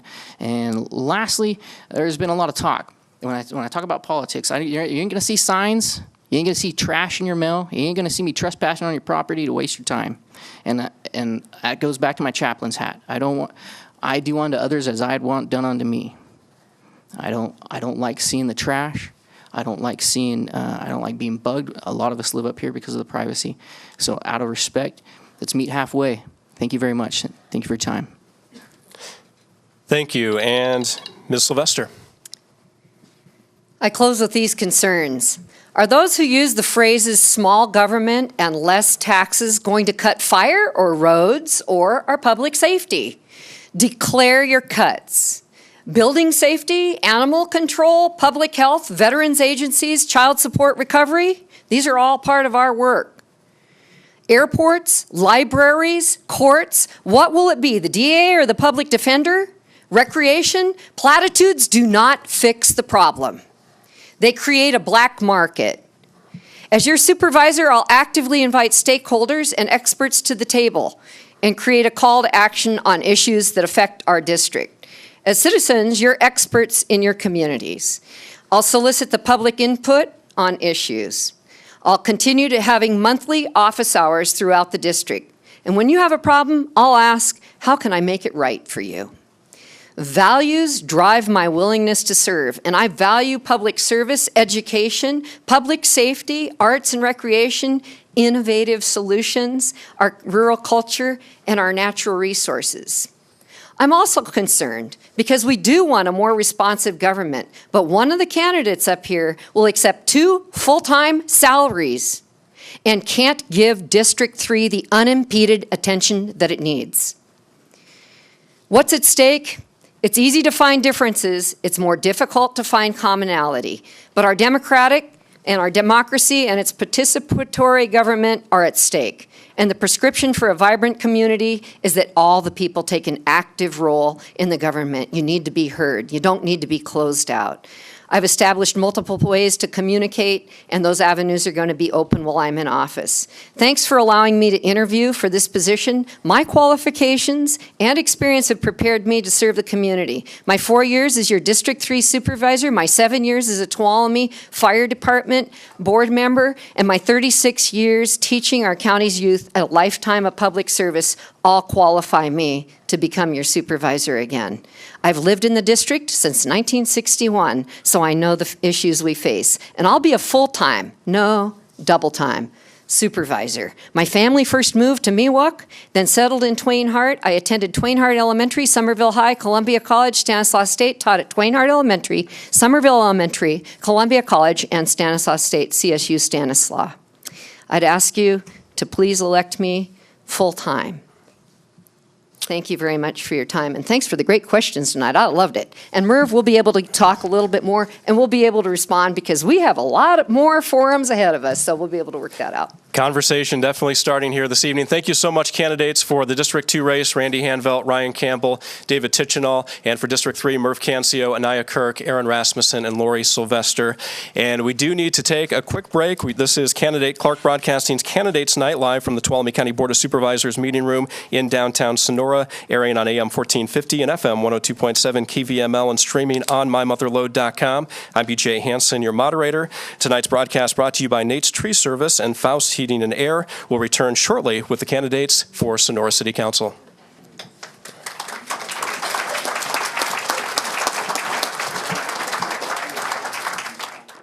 Good evening and welcome back to Clarke Broadcasting's Candidates Night, featuring those running for the Tuolumne County Board of Supervisors, who we just heard from, Sonora City Council. I'm BJ Hansen, broadcasting live from the Board of Supervisors meeting room in downtown Sonora. We are at the City Council portion of the program, and the candidates are lined up on stage this evening. David Axelrod, Kurt Bryant, Jim Garaventa, and Colette Such. All 4 are vying for 2 open seats. We're going to start first with opening statements, and each candidate has 2 minutes. So we'll start at the end with Mr. Axelrod. Hello, everybody. I'm David Axelrod. very pleased to be here and glad that some people stayed after all the excitement with the Board of Supervisor candidates. And there's still, most of the House is still here. And I appreciate everybody listening on the radio or streaming now or later on Cable 8. The reason I'm running is I want to try to help the city. I want to make the city even happier than it is. That's my motto, is make Sonora happy. And that's why I'm running. I have some experience that I can bring to bear on this situation, and that is that in the life of working as a park ranger, a firefighter, working for the government but not being a politician in the past, and now since I've been in Sonora, working as an attorney for county council and for individuals throughout this area, you learn how systems work, how people get along, and how they get along successfully. And I can bring that experience and that knowledge to the city council to make it a better place. Some of my issues, good government. I don't have any conflicts of interest, nor would I have any, nor would I vote on anything if I did have an interest in it, but I would be transparent and declare it. I want to preserve the historic heritage of Tuolumne County and especially Sonora. Other cities, towns in the mother lode, I think it might be doing a better job. We could have plants that get watered along Washington Street, flowers, shrubs, maybe even plant some street trees. And I'm for preserving the environment, possibly even developing trails along Sonora and Woods Creek so that people can enjoy nature while they're up here. Because they don't come up here because they want to see another big city, whether people come from the Bay Area or Modesto or Stockton or wherever or from abroad. We used to have tourists coming in from Japan, Germany, and all kinds of foreign countries, and they don't come here just to see another big city. The city should function, but they're here to see the beauty that we have. Thank you. Thank you. And Mr. Bryant. Hello? Hello? Hello? No? Is it at work? Okay. So, hello. My name is Kurt Bryant, and I am running for city council. Those of you in the audience may be very much asking right now, how young is this kid? Yes, I am 20 years old, but I have given my entire life to this city or community activities. When I was in the 4th grade, I started visiting Unit 7 just to visit the seniors who are spending the rest of their time at Unit 7. After that, I started volunteering at the Historical Archives for a little over a year. At that same time, I started working with the Sonora Oddfellows, our city's oldest service organization. I quickly became president of that organization, and I have been for the last 2 years. I'm also branching out into statewide versions of that organization and have spent countless hours spreading our lodge to places like Groveland. I'm also a kitchen assistant at Sierra Senior Providers, where I provide meals for our seniors. I also understand the difficulties that face our seniors today. As far as diet goes, visitation goes, I understand how vital this role is in our community. I'm also serving as a Sonora Police Explorer, where I have learned the lives of our police officers and fire department staff, the troubles that face their lives and the troubles that face our citizens. Thank you. And Mr. Garaventa. Yeah, I was born and raised here in Sonora. I'm a 4th-generation county native, went to Sonora High, got my bachelor's degree in history at UC Davis, and was elected the first time to the city council back in June of 2015.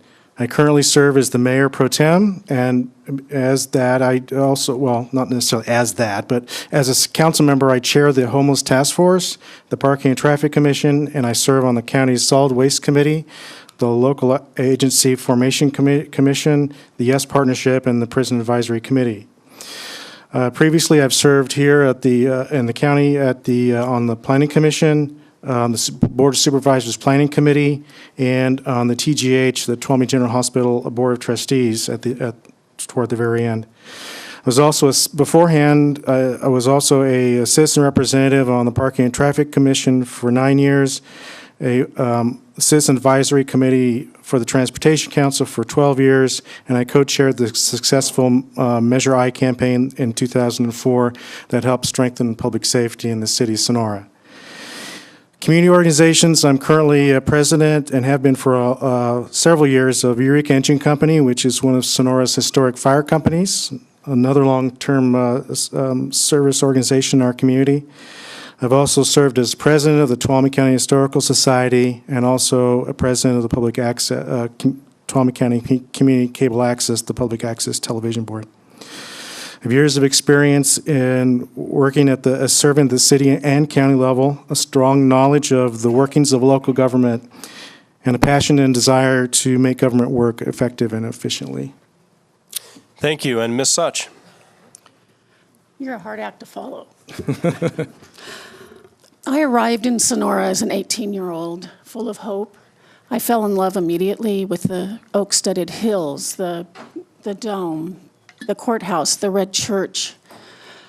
I loved that I could go downtown and to the local hardware stores on Washington Street and buy a quart of paint. I loved that I could go to Cervantes and buy a quart of milk.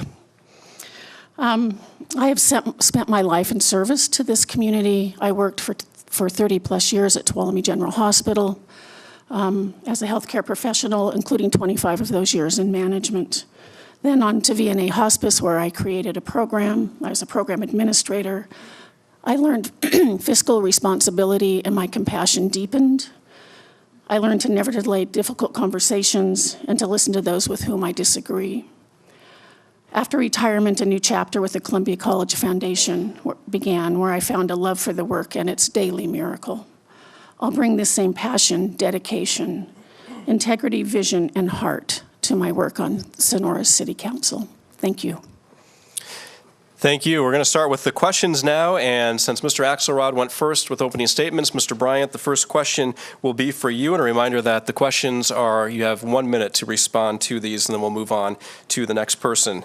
Mr. Bryant, what do you feel is the key to creating a thriving economy and community in downtown Sonora, and what type of role does the City Council have? Sure. What do you feel is the key to creating a thriving economy and community in downtown Sonora, and what type of role does the City Council have in this?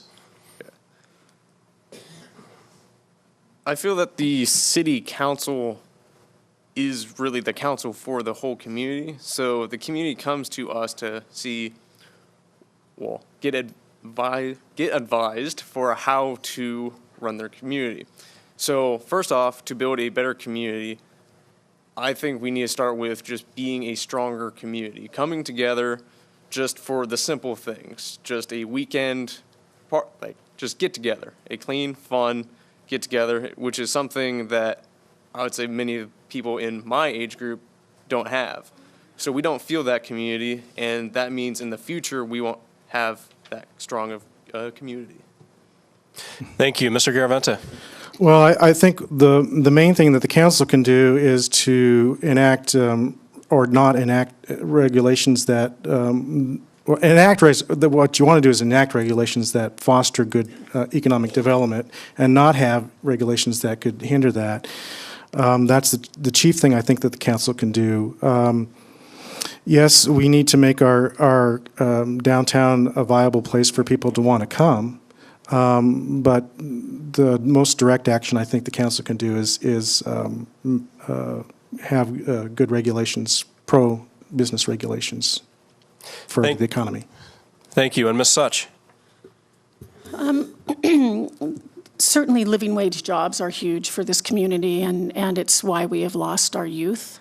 I am perfectly poised to work with the college, to create training for the job, to work with training for the employers in town and provide the skills that they need, and also with mother-in-law job training. I also think it's critical that we preserve our historic town. with city, merchant, and public partnerships. I think a good start has been, Vision Sonora has made a good start, but I would like to expand that. And also small investments for continuous improvements. And again, and this was discussed a lot in the previous forum, proposed middle and low-income housing developments will make a huge difference. And the other thing is a balanced budget. We have to balance it. Thank you. And Mr. Axelrod. Thank you. I believe the City Council can do a lot to encourage a thriving economy here in Sonora. Not to pick winners or losers or overregulate businesses. That's not necessary. What's necessary is to provide a fine quality of life for the people here and for the people who come to visit, such that they'll want to come, and then that, as a result of that, the economy will be stimulated and businesses along Washington Street downtown, which I would especially want to encourage, will benefit. And so we face some problems. We need to actually proactively do something to try to help the homeless problem. We can and should improve the landscaping along Washington Street, as other towns do, and make sure that these plants get watered. We need to address parking and traffic problems so that people can come and enjoy the businesses. I've been a business owner here in Sonora since '91. Thank you. And the next question, we'll start with Mr. Garaventa. Do you support the city's efforts to implement Vision Sonora, and do you have any concerns about the plan? In the beginning, I certainly was a strong supporter of the Vision Sonora plan. Like any plan, I think that there's good portions and bad portions, or maybe not, bad is not the correct word, but not as good portions. And one that I can think of recently was the talk of rearranging the park area up by the Red Church. It was one of my least favorite of the Vision Sonora plans, and we did have some pushback from some of the local people that actually were encroaching on that property, as well as the high school and the bus system. So, you know, Vision Sonora is a good thing to do, but the devil's in the details, and I think that we have to really think them all out before we implement each individual project. Thank you. And Ms. Such. I think Vision Sonora has done a lot. They've come up with a lot of really good ideas. The Lineberg closure, I think, is the most controversial. I personally like pedestrian walkways. I think they enhance a town and help create a better sense of community. They help to encourage folks to stay in town, to sit, and to want to be downtown. I think it's critical that the design for Vision Sonora be in keeping with Sonora's historic, kind of funky authenticity, and it not be made too fancy. I think Vision Sonora did a really great job at the corner of Washington and Church Street. I think that's a really attractive area. I never could make sense of the Red Church, of the Vision Sonora plans for the Red Church, however. Thank you. Thank you. And Mr. Axelrod. I want to commend Vision Sonora. I believe that community projects and community participation is what I'm looking for. I want to stimulate more events, more music, more art, and make this not just Sonora as the queen of the Southern Mines, but the queen of art and music in the mother lode, which it really isn't. You could look at Murphy's, Angels, Jackson, and we have some catching up to do, but we can surpass these other towns. I will consider all suggestions with an open mind when they come before the council. I will disclose that I spoke before the city council in support of the Lineberg closure. I think that's the sort of thing that will improve the quality of life and the attractiveness of our town. Thank you. And Mr. Bryant. What I do like about the Vision Sonora project is that it incentivizes business owners to better the appearance of their historic buildings, which I think will also preserve the historic nature of their buildings. and our businesses have been doing a very good job at keeping their buildings historic.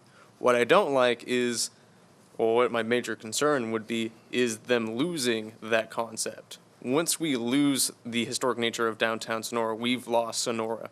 We won't be the queen of the Southern Mines anymore. We're going to be something else than that. And that comes with keeping things somewhat or as close of to the ways that it was in the 1850s. That is being a social environment. That's what I've learned from the Oddfellows, is that we were social. We come together, sometimes in buildings. We don't have to do it in streets, but we make things work here, and that's what keeps us historic.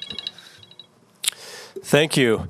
We'll move on to Ms. Such for the next question, and in regards to homelessness, there have been some business owners in the downtown area that have complained about issues arising from increasing homelessness in downtown. What would be your message to them? Well, I certainly understand their angst.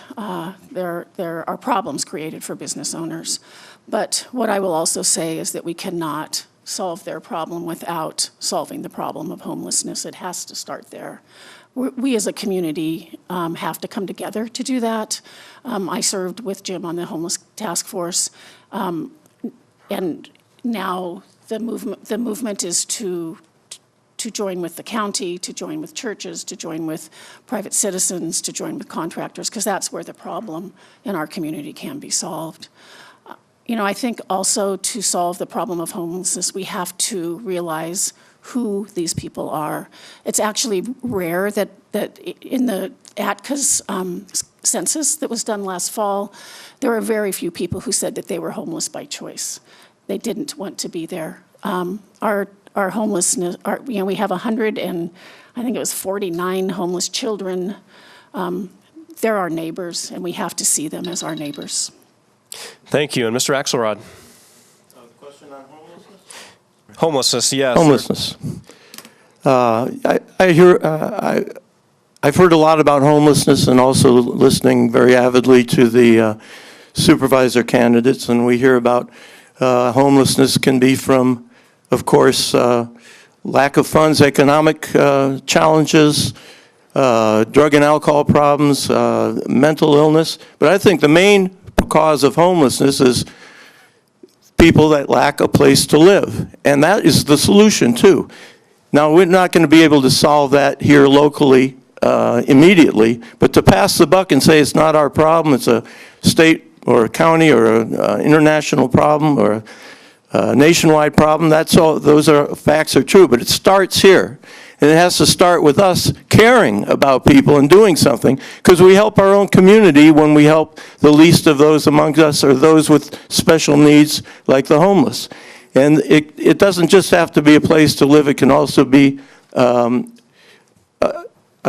access and opportunity to have programs of helping people with their individual problems, because everybody's an individual. The shower bus, for example, was a very good idea. Thank you. And Mr. Bryant? I have a quick question. You said how homelessness will affect our businesses? There have been some business owners that have complained about issues arising from increasing homelessness in the downtown area. What message would you have to the business owners? Okay.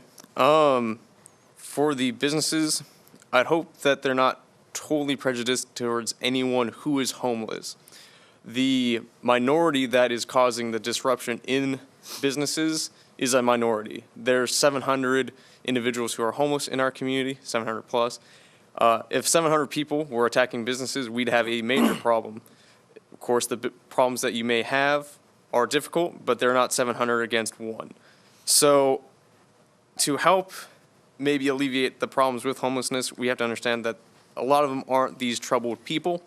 So we have to take care of those people who aren't the troublemakers before, well, we do need to take care of the people who are causing these issues, but definitely help these people who are wanting out, get them out, and I believe that would be it. Thank you. Thank you. And Mr. Garaventa? Well, the message I'd have for business owners downtown would be to continue to be engaged and stay engaged with the evolving process of the task force. The city's task force on homeless was created as a result of some of the stuff going on downtown. And we found pretty quickly that not having county involvement was going to limit very greatly what we could even do as in the city. And I think now that we're actually going to meet next Monday and start up this new arrangement that we've been talking, that's been hinted and seen in the paper, where the county has a couple seats at the table as well, and you know, having those partnerships will, I think, help try to alleviate some of that problem, especially with the mentally ill people that are downtown. Thank you. Next question, we're going to start with Mr. Axelrod. Marijuana is also a big issue in the city of Sonora as well as Tuolumne County. From a city perspective, what do you feel should be the city's stance on commercial marijuana cultivation, sales, and manufacturing? Well, I'm for freedom, and I'm also for following the law. That may seem like a contradiction, but in this case, the law says that with restrictions that the local communities, local entities like the county or the city may apply, put aside, the general law of the state of California is now marijuana is basically legal. It's been used by people who want to use it for many, many years, from my entire life. I can remember, even as a small child, people, the beatniks or the beat generation or the bohemians, and up to the present time, people availing marijuana. Now it has medical uses, which were legalized. Now the recreational use is legalized. We have to fit in. We can't fight people's right to grow plants. And but I would try to keep it as local. Try to structure our system so that the corporate growers are discouraged and the individual growers are encouraged. Thank you. And Mr. Bryant. I think the city, the whole city, the people of the city need to come together for longer and discuss this issue. But the issue that I think that should also be focused on is the commercial or illegal commercial marketing of heroin and meth in our community, because that is harming more citizens than marijuana has as a whole, ever.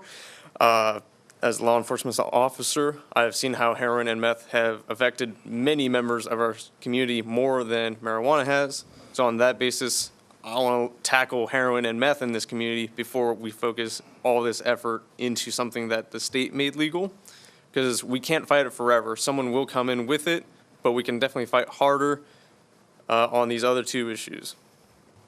Thank you, Mr. Garaventa. Yeah, can you repeat the question? I want to make sure you got it exact. Yes, marijuana. What do you feel should be the city's stance on commercial marijuana cultivation, sales, and manufacturing? Well, we've already gone through the process of talking about both commercial and personal marijuana in all its aspects. We actually voted as a council not to have commercial cultivation. And it kind of makes sense for the city because we're pretty much the most urban part of the county, and where can you really grow commercially other than perhaps in warehouses or, you know, inside something like that. What we did pass, though, was the testing, and there were 4 aspects: testing and dispensaries, and I'm drawing a blank on the other one, but distribution. Thank you. With the commercial cultivation, you know, we've already kind of made that decision. So, thank you, Ms. Such. Well, as Jim said, commercial cultivation. Yeah. Thank you. As Jim said, commercial cultivation isn't happening in the city. I think the ordinance says 6 plants per household, grown indoors. You can have a greenhouse. You can also grow it in a greenhouse that's secured. I just would like the conversation about marijuana to come into the 21st century. I mean, the fact that it's still a Schedule I drug makes absolutely no sense. No one has ever died from marijuana use.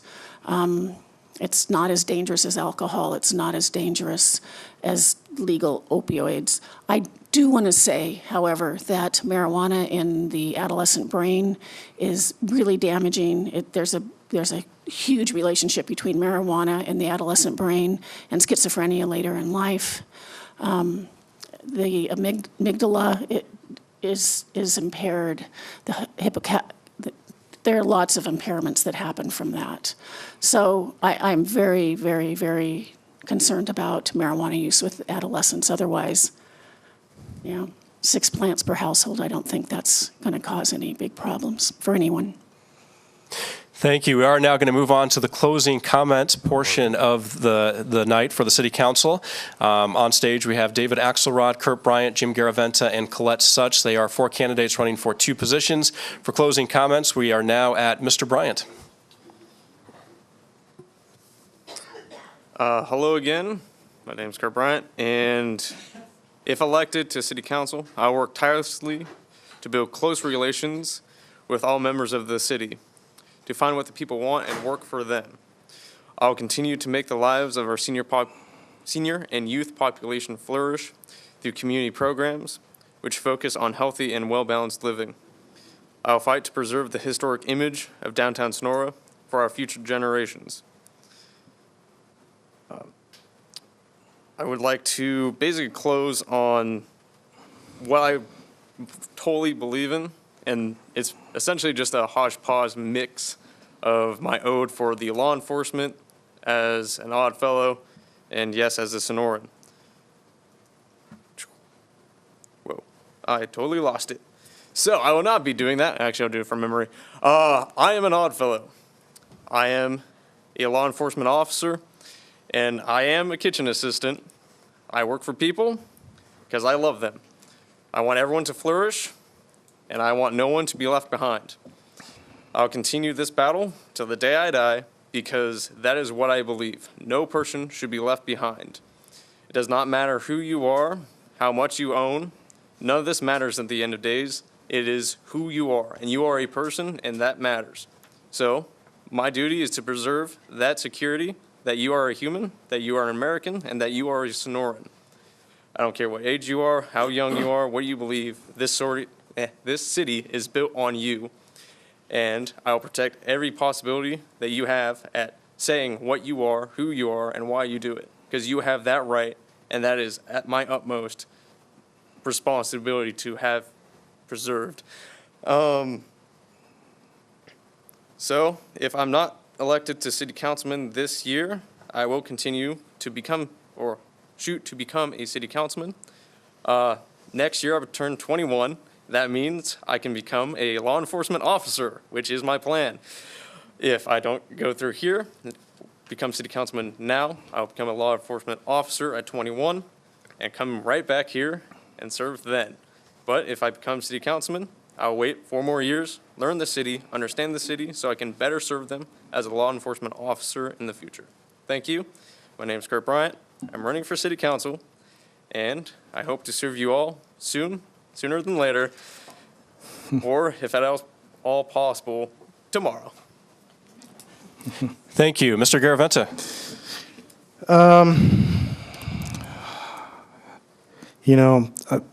I was born and raised here. My grandfather had a meat market right down at the corner of the only stoplight in Tuolumne County at the time, or even before the stoplight was even put in there at Washington and Stockton Street.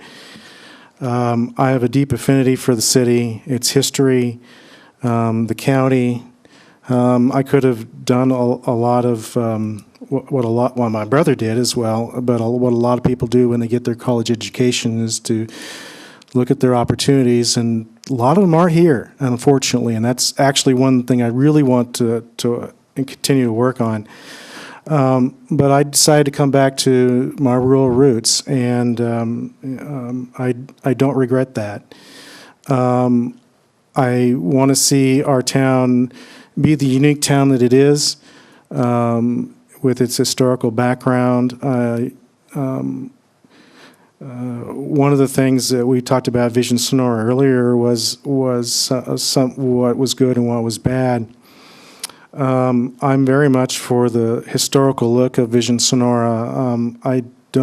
There are some aspects of some of the designs that have been brought up in Vision Sonora from time to time that aren't exactly, well, more like suburbia, and I think we do a disservice if we put those designs in.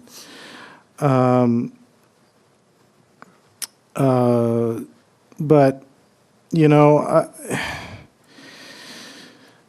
I've seen where this town has come from as a child, and what my father and my grandfather have taught me about the town in the earlier days, and I don't want to see that go away. So that's why I majored in history at university, and so it's a deep part of me. And it's not to say that I want Sonora to stay in the 19th century or the 18th century, but I think we can still have our uniqueness and still be a modern city.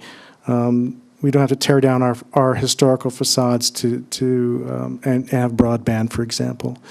So that's kind of my philosophy. That's where I'm coming from, and that's what I bring to being on the city council.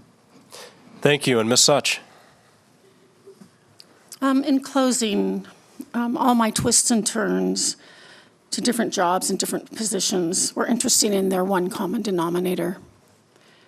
And that is that I always learned from the ground up, and that has made all the difference for me.